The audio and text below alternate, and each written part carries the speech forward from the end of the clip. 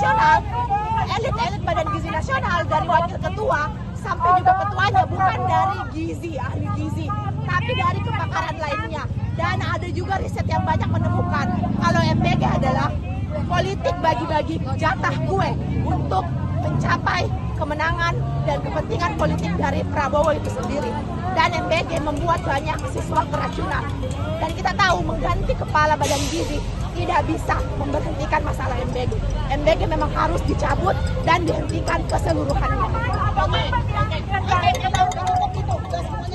Jika rakyat kita bahkan kan nggak bawa senjata tajam, nggak bawa alat-alat kekerasan, tapi polisi semakin menunjukkan watak mereka sebagai institusi yang selalu melakukan kekerasan. Karena alih-alih pengamanan, logikanya ketika masa aksi cuma berapa orang, mereka bisa ratusan gitu loh mengamankannya.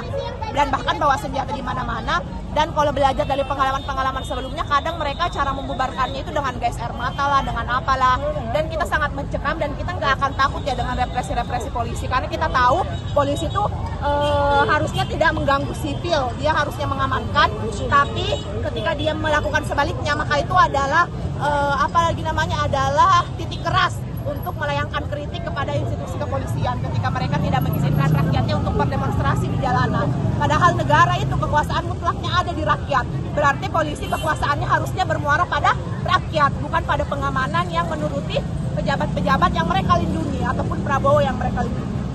Tadi sempat bentrok dengan polisian tuh, kenapa? Ya, kita kan memang menarget HI ya Mbak, karena HI ini selalu menjadi titik yang dihalangi oleh polisi.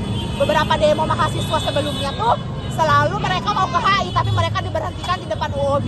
Jadi kita bersiasat tadi langsung lari untuk bisa menembus HI, dan akhirnya kita berada di HI sekarang.